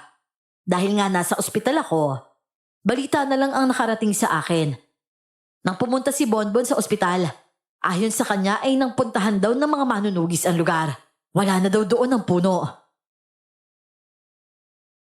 Ha? Paano naman nangyari yun? Ang laki-laki pa ng puno yun nung umaga. Eh syempre, pag-aari yun ang aswang pre. Hindi natin alam lahat ng kaya niyang gawin. Oo nga naman, anak. Ako, hindi pwedeng umabot ng siyam yung bihag nila. Mamamatay yung mga tao dun eh. Katulad ko, may karapatan din silang makalaya. JP naman, wala naman tayong laban sa kanila eh. Ano pa bang magagawa natin? Isipin mo na lang muna ang sarili mo, ha? Kailangan mo munang gumaling. Eh buti nga nakabalik ka pa. Pero Nay, nakabalik ako para iligtas sila. Eh pero hindi nga natin alam kung nasaan sila eh. At wala tayong magagawa dun ngayon. Mahirap kasing isipin na ako ang nakaligtas. At yung mga kalalakihan na yon, hindi. Lalo na't alam ko kung ano ang mangyayari sa kanila. Pero tama si nanay, kailangan kong magpagaling. At yun nga ang ginawa ko. Nang kaya ko na ulit ang katawan ko ay inuwi na nila ako sa bahay. At kinabukasan, nakausap ko ulit si Manong Igoy.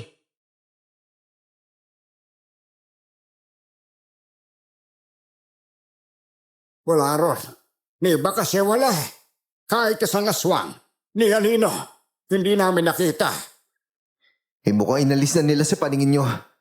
Manong, parang tinago na talaga eh. Oo, naisip ko rin yun eh. Pero huwag ka mag-alala. Gagawin namin ang lahat para mahanap yung lugar na yon. Manong, sasama po ako. Mahina ka pa, JP. Huwag muna.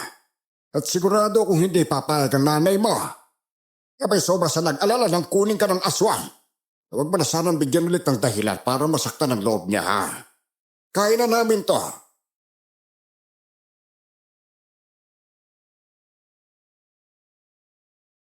Wala talaga akong nagawa nun dahil may punto siya.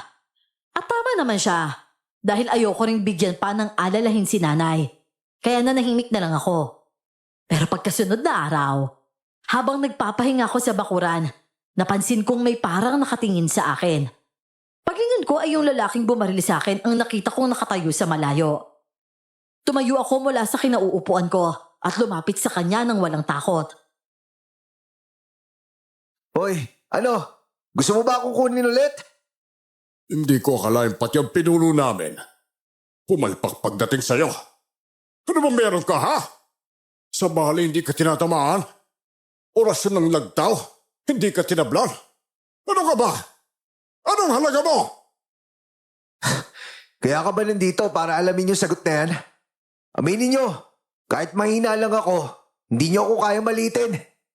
Kung hindi ka madala sa bala sa orasyon o sa pagiging aswang ko, hindi subukan natin na sadyang pagpatay. Tignan natin kung makakaligtas ka pa ba. Sa likuran niya pala, may hawak siyang kutsilyo at isasaksak niya sana yun sa akin. Pero biglang may tumama na bato sa braso niya na halatang galing sa isang tirador. Napasigaw siya sa sakit at ako naman ay napatingin kung saan nanggaling ang bato. Nagulat ako nang makita kong kay Kara pala yun at masama siyang tiningnan ng lalaki. Walang iya ka! Ang tapang mo rin bang patono! Hoy, wag mo siya idadamay dito! Kung balak mo siya kunin ulit, huwag mo nang ituloy dahil sigurado kung magsisisi ka lang. At sino ka para utusan ako, ha? Ikaw lang ang unahin ko! Sabi ko, wag mo siya pakailaman! Ah! Hayop ka! Nakaya naman pa talaga manuntok! Oh, bakit? Sino ko ba para hindi ko patulan? Ha! Lalaban ka? Sige! Pagbibigyan kita! Nagpalitan kami ng suntok ng taong yon. Nakakaramdam ako ng sakit sa likod kapag napapasobra ang galaw ko. Tila narinig ni nanay ang nangyayari, kaya lumabas siya at tinawag ako. Dahil doon ay lumipad ang kamao niya papunta sa mukha ko, pero hindi tumama dahil may kamay na humarang. Akong harapin mo! Aba! Ibang klase ka! Magandang laban to! Babaeng palabang! Ipaparamdam ko sa'yo kung gaano ka nagkamali na bumalik ka pa dito! Kara! Mag-iingat ka! Nay! Bitawan niyo ako! Tutulungan ko si Kara! Kara! Babae ka lang! Lalaki ako at aswang! Hindi mo ko kaya! Tingnan na lang natin! Pinigilan kasi ako ni nanay kaya hindi ko matulungan si Kara sa pakikipaglaban sa taong yon. Nagulat din ako sa ipinakita niyang kagalingan, yung inaakala ko simpleng babae at isang ina. May taglay pala talagang husay sa bakbakan. Maya-maya ay dumating ang bata at nagulat nang makita ang sariling ina na nakikipagbakbakan nga sa isang lalaki. Hinila siya ni nanay para hindi makalapit. Ay naku, iha, dito ka lang dahil baka matamaan ka. Mama! Hoy! Ikaw aswang! Huwag mo sasaktan si Mama! Mama, mag-iingat ka po! Hoy! Sabi ng tigilan niyo siya! Pinulot ko ang isang patpat at mabilis na lumapit sa lalaki. Hinampas ko siya sa ulo, pero hindi man lang siya natinag. Nilingon lang niya ako at mabilis na inagaw ang patpat para ihampas sa akin. Pero naagaw agad yun ni Kara at ibinalik niya sa mukha ng aswang ang patpat. Sinundan pa niya ng isa pang hampas sa leeg. Hanggang sa namilipit ito sa sakit at nagpa siya na lang na kumaripas ng takbo. Sabay sigaw na magkikita raw ulit kami mamayang gabi. Kahit bumalik ka pa ng nakanyong aswang, hindi ako matatakot sa'yo! Ano, JP? Ayos ka lang ba? Oo. Ayos lang ako. Anong sinasabi mo diyang ayos? Munti ka na naman dun ah. Mabuti na nga lang nasalo agad ni Kara eh. Paano na lang kung nahampas ka ulit sa likod doon, ha? Nadagdagan pa sana yung mga sugat-sugat mo. Tapos bakit nandito na naman yung hayop na yun? Nagtanong siya eh. Bakit daw ako buhay pa kahit binaril niya na ako sa dibdib? Bakit hindi raw ako tinablahan ng orasyon ng lagtaw? Nakita ko talaga, JP. Gusto ko na niyang patayin. Ano? Si JP papatayin? Oo po, Chang. Kaya nga po napilitan akong... Napilitan ka magpakita ng kakayanan? Ayoko kasi sanang makita ni Marisa yun eh. Pasensya ka na, Kara. Bakit naman po, Mama? Masaya nga po ko kasi ang galing mong lumaban eh. Pero Kara, Iha, maraming salamat talaga ha. Iniligtas mo yung anak ko. Sa totoo lang wala niyang alam sa ganyan eh. Hindi talaga marunong lumaban niya si JP. Diyan po kayo nagkakamali, Chang. Marunong po siya. Sa ibang klaseng laban nga lang. Nilabanan niya nga lahat ng kapahamakan na dumating sa kanya eh. Nilabanan niya yung balak ng aswang. At hindi lang lakas at abilidad ng sukatan ng panalo. Minsan, sa utak rin. At ginamit mo yung JP kaya ka nakalaban. Ay, nako. Pero sana naman hindi na bumalik yung aswang na yun. At ikaw naman anak, JP. Pwede bang sa loob ka na muna ng bahay? Magpagaling ka na muna. Hindi ka patuluyang ayos eh. Oo nga naman, JP. Huwag ka na munang lumabas. At pag nakita mo ulit yon, huwag mo nang lapitan. Sige. Mag-iingat na ako sa susunod. Kailangan ko silang sundin para wala nang sumunod pang maging problema. Hindi madali ang pagpapagaling ko at talagang hindi agad-agad magiging ayos ang katawan ko. Pero tuloy pa rin sa paghahanap si Manong Igoy hanggang sa dumating ang araw na nakipagsanib puwersa na si Ma'am Greta sa kanila.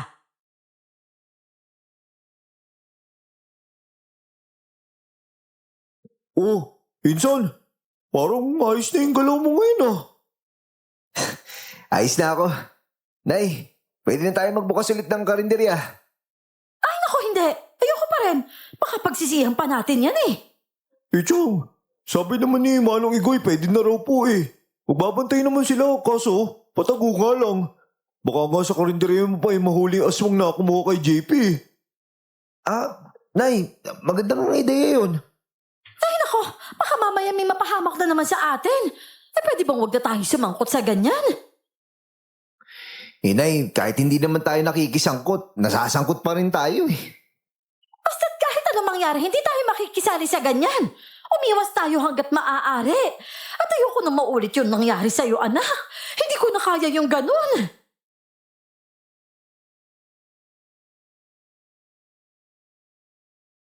Yun ang sinabi niya bilang panghuling desisyon na para bang hindi na talaga niya babaguhin pa. Kinagabihan naman, halos lahat ng tao sa lugar ay naghahanda.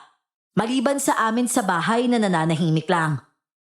Karamihan nga sa mga taong yon, mga kamag-anak ng mga taong kasama ko noon sa punong kahoy. Hanggang sa umalis na sila at biglang napakatahimik ng buong lugar namin.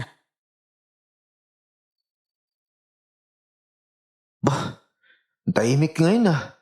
Wala man lang kahit anong ingay sa labas. Oo nga eh. Marami kasing sumama para iligtas yung batang nawawala. Ay nako, basta't ang mahalaga, ligtas tayo dito. Ay, Diyos ko po! Ano na naman yun? Naku, Chang. Parang may bumagsak sa bubong natin ah. Ay, isa! Gumagalaw! Diyos ko, ano na naman ba yan? Pwede ba tatanan na tayo ng mga yan?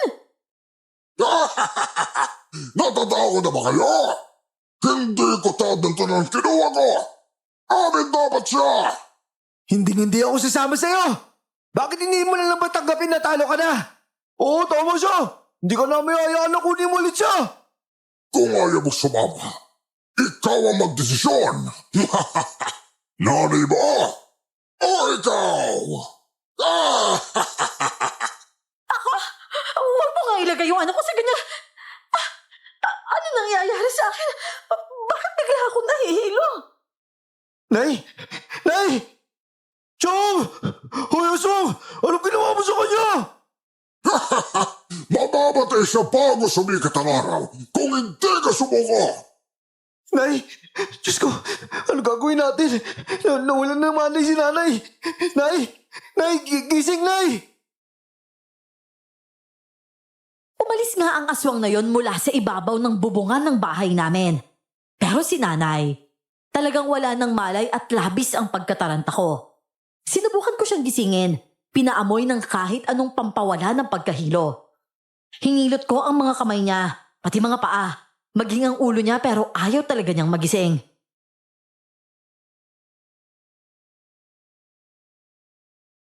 Insan, wala na tayo mahingi ng tulong dito. Ano bang gagawin natin? Umalis lang lahat sila eh. Naku, Bon. Maubusan tayo ng oras kung di tayo kikilos eh. Ano namang gagawin mo? Ano pa bang gagawin ko? Di susunod ako sa kanya. Naku, Insan naman. Hindi mo naman pwedeng gawin yan. Baka mamatay ka eh. Kasi naman si nanay yung mamatay. Hindi ko naman alam yung gagawin ko, Bon eh. Pero kahit ano gagawin ko talaga para magising siya. Bon, aalis talaga ako. Teka lang. Gagawa tayo ng paraan. Hindi mo lang kailangan umalis. Wala na ibang paraan, Bon. Bon, huwag mo iiwan si nanay ha. Mangako ka. Teka naman, Insan. Huwag ko naman gawin to. Magigising si Chang. Gagawa tayo ng paraan. Luya, bawang, lahat ng pangontra ibibigay natin. Basta huwag ka na umalis. Dahil naisip niya yun ay agad ko yung ginawa. Kinuha ko lahat ng pangontra sa aswang. Pero wala talagang epekto. Tulog pa rin si nanay at hindi pa rin magising. Walang gumagana, Bon. Sinigurado niya na wala akong magagawa dito. Hindi naman tayo papayag na wala tayong magagawa eh. Insan, mag-isip ka muna na maayos oh. Huwag tayo magpadalos-dalos. Bon, alam mo ba na mayroong babae nagligtas sa akin habang nakikipaglaban si Kara sa aswang? Nandun lang ako nakatingin. Wala akong ginagawa nun. Ramdam na ramdam ko kung gaano kawalang kwenta ako at kung gaano ako kahina. Tapos ngayon na sinanay ganito, wala man lang akong gagawin. Oo, mahina ako, Bon. Pero lalaban ako. Kaya huwag mo iiwan si nanay dito ha. Isarin niyo na lang yung pinto dito. Insan, saglit lang oh. Sigurado ka na ba talaga? Oo, Bon. Sigurado na ako. At pakiusap, huwag mo na akong pigilan. O siya, sige. Wala naman ako magagawa eh. Basta bumalik ka, Insan oh. Bumalik ka. Babalik ako. Pangako yan.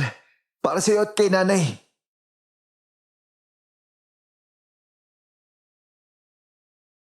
Nagdala ko ng itak na nilagyan ko ng mga pangontrang sangkap mula sa kusina. Nagsuot din ako ng makapal na jacket at may kutsilyo pa akong dinala. Pati flashlight para hindi ako masyadong mahirapan.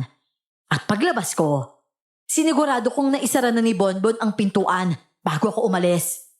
Wala na akong ibang nararamdaman nun kundi galit at tapang. Ginamit ko ang tricycle namin para makarating agad sa kabilang nayon. At habang nasa daan ako, pakiramdam ko may sumusunod sa bilis ng tricycle ko. Hanggang sa may biglang pumatong sa bubungan nito.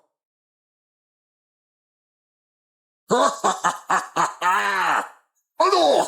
Ang dali mo palang kausap eh! Ikaw na lang kasi ang kulang doon! Sige, magbareo ka! Iatid mo mismo ang buhay mo sa pupuntahan mo! Sige, ituro mo sa akin yung lugar na yun, hayop ka. Sige lang! Magbareo ka! Hindi ako nanumbat noon o kung ano paman. Nasa isip ko lang ang plano ko. Tuloy-tuloy lang ako sa pagmamaneho hanggang sa may mga nakahilera ng mga manunugis sa gitna ng kalsada. Kaya naman napahinto ako.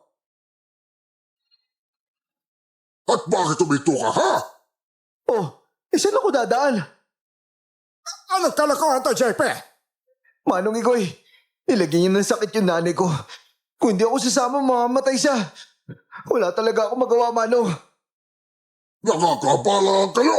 Halika na! At ano sa tingin mo ginagawa mo, ha? Mamamatay ang nanay mo kung susuwain mo ka! Mamamatay lang siya pagsapit na madaling araw. Malayo pa yon. Manong, sige na oo. Hayop! Ikaw na naman! Ano ito nilagay mo sa bana? Angas na! Sobrang sakit! Nakakapaghina! Mga kasama! Sagurin niyo siya! Magsilabas kayo!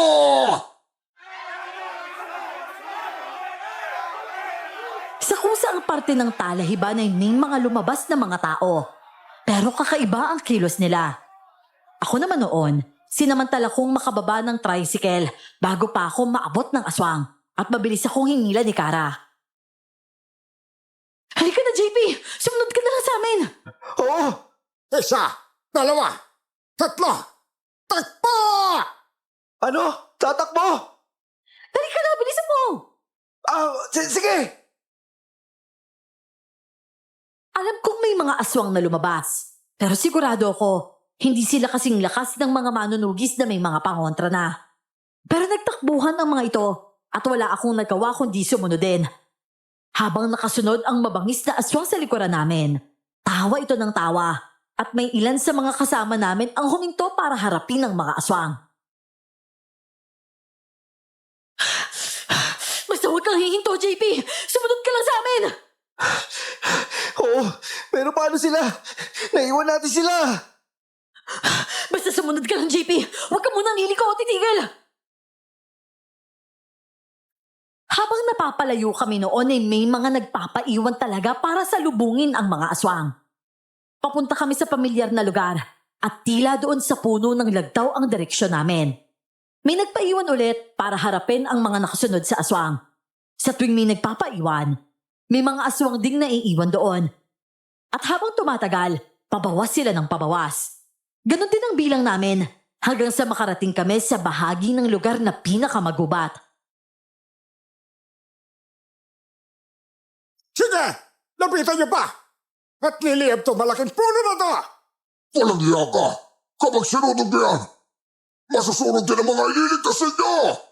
At sinong nagsabi sa'yo na nandiyan sila? Dahil iniwan niyo ang puno ninyo, hindi niyo tuloy alam na may sumugod na rito bago pa kayo dumating! Teka, hindi maaari! Mahal na ito! Lumabas ka! Tulungan mo ako dito!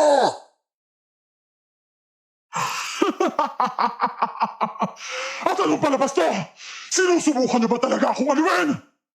Nagawa mo pang magsabi ng ganyan? Pagkatapos mo magtago kanina, mahina ka lang nagtaw.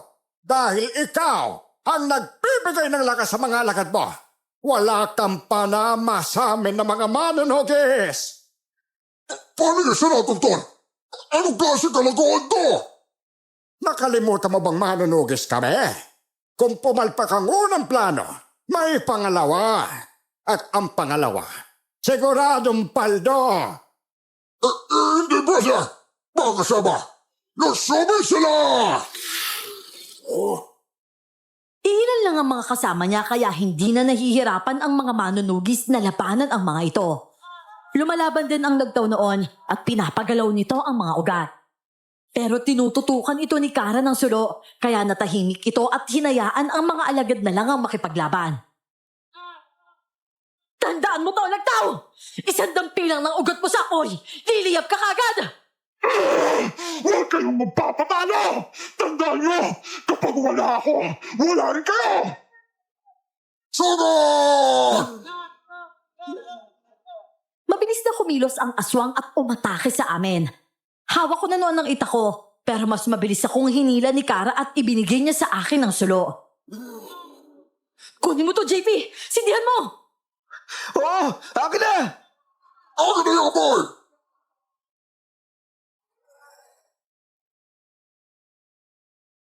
Kinuha niya ang apoy at inihagis yon sa malayo. Hindi pa namatay ang apoy kaya agad siyang hinarap ni Kara at tinulungan pa siya ng iba.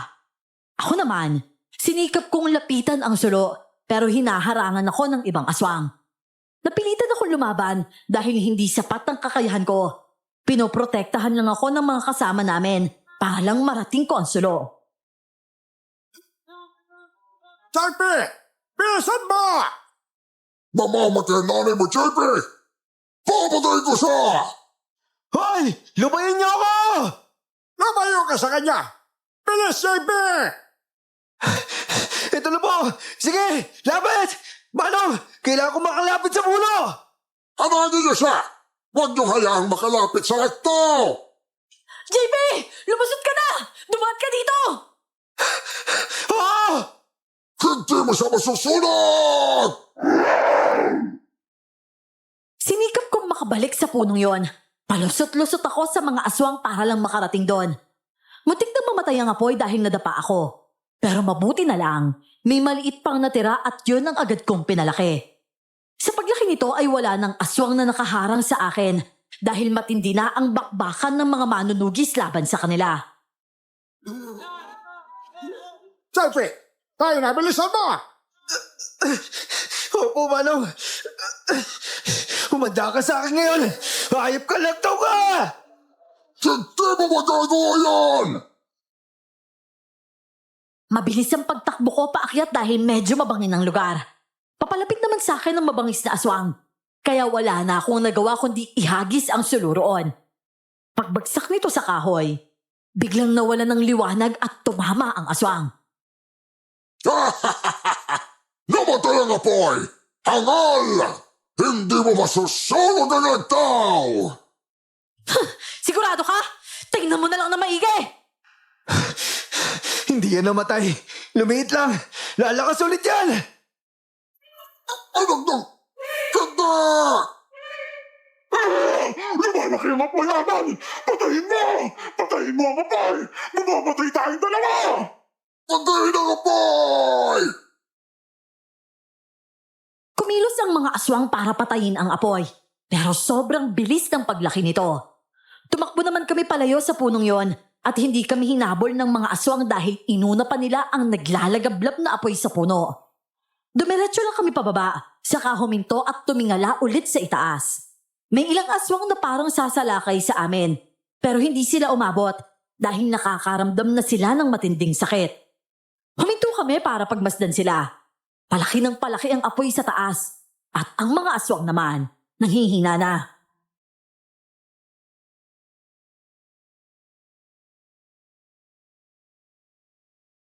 Talagang tapos na ang lagtas sa taas.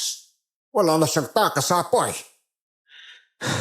No, sana matapos na agad para magising na si nanay. Ano bang ginawa nila sa nanay mo?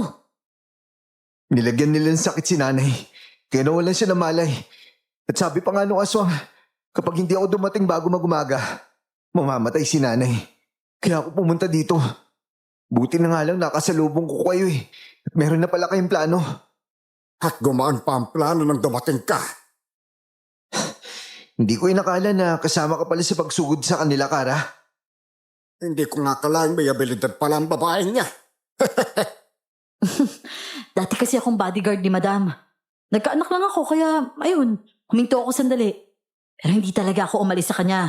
Tuloy lang ako sa trabaho. Si Marisa. Nasaan si Marisa? Huwag kang mag-alala. Kasama siya ni Madam. At ligtas siya doon. Ayan na. Lugmok na mga aswang. Ay, mabuti na lang talaga natuklasan mo tungkol sa lagtaw, JP. Mahirap sana silang talunin kung hindi natin alam yan. Yun nga po eh. Oo nga pala, Manong. Nasaan yung mga kinuha nilang lalaki? Ay, naroon na ang sasakyan ni Greta. Tapos na ang mga aswang. Malinis na ulit ang lugar na to. Tara na. Pero teka Manong, yung mga nayanggaw, parang bumabangon no? Tao na mga yon. At iuwi na natin silang lahat. Natapos nga ang suliranin sa lugar na yon. Dala naming buhay ang lahat ng biktima, pati na rin ang mga nayanggaw. Tila hindi pa sila nakakain ng tao kaya nakabalik sila sa normal. At pagkarating ko sa bahay, naririnig ko na agad ang boses ni nanay na pinapagalitan si Bonbon.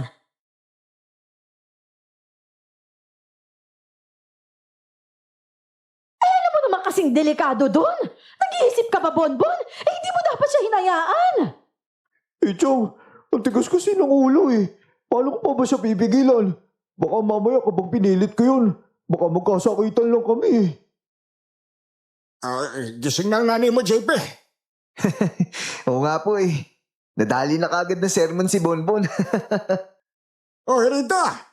Nandito na kami! Ay, naku si Igoy! Buksan mo dali! Manong Igoy, bali si JP nandun po. Kasama namin.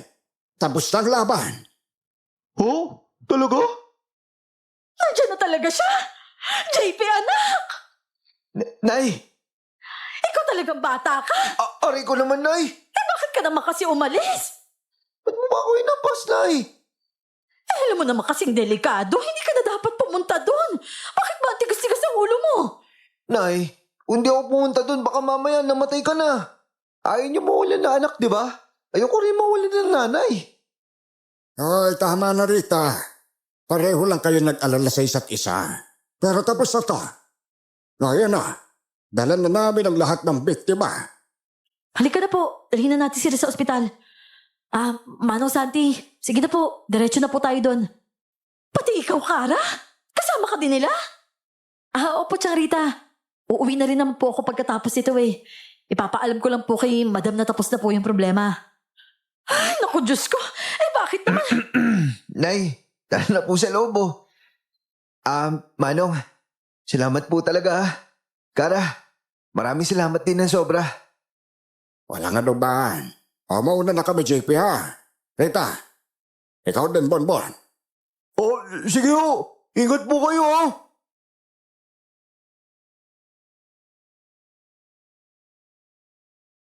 Simula nga ng gabing yon ay naging tuluyan ng payapa ang lugar namin. Yung mga nakatira sa kabilang nayon, naging malaya na rin. At tuwing Pasko ay naranasan na namin ang saya na walang problema.